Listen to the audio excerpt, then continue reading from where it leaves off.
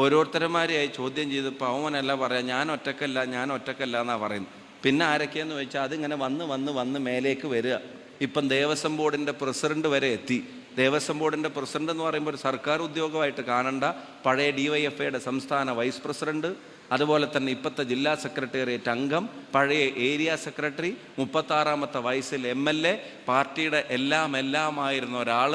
അയാൾ പാർട്ടി തീരുമാനിച്ച് AKC സെൻറ്ററിൽ നിന്ന് കത്ത് കൊടുത്തിട്ട് ദേവസ്വം ബോർഡിൻ്റെ പ്രസിഡൻ്റായപ്പോൾ ഈ പാവം ഭക്തൻ വിശ്വാസി ശബരിമല പോവാൻ നോമ്പെടുത്ത് വ്രതമെടുത്ത് 41 ദിവസം കാത്തിരുന്ന് അവിടെ ചെന്ന് മല ചവിട്ടി മേലെ കയറി 18ാം പടി ചവിട്ടി ശ്രീകോവിൽ തുറക്കുമ്പോൾ നിറഞ്ഞ കണ്ണുകളും തൊഴുന്ന കൈകളുമായിട്ട് അവിടെ നിന്ന് പ്രാർത്ഥിക്കാൻ വേണ്ടി പൊന്നയ്യപ്പനെ കാണുന്ന പാവപ്പെട്ട വിശ്വാസിയുടെ വിശ്വാസത്തെയും അവിടുത്തെ നടത്തിപ്പും സംരക്ഷിക്കാൻ ചുമതലപ്പെടുത്തിയവൻ ശ്രീകോവിൽ തുറക്കുമ്പോൾ അവൻ അയ്യപ്പനെ കാണാൻ പറ്റുന്നില്ല, പൊന്ന് മാത്രം കണ്ടിട്ട് അയ്യപ്പൻ്റെ പൊന്ന് അടിച്ചു മാറ്റാൻ മടിക്കാത്തവർക്കെതിരെ പ്രതികരിക്കുന്നവരുടെ കൂട്ടത്തിൽ ഒരു സംശയവും നിങ്ങൾക്ക് വേണ്ട.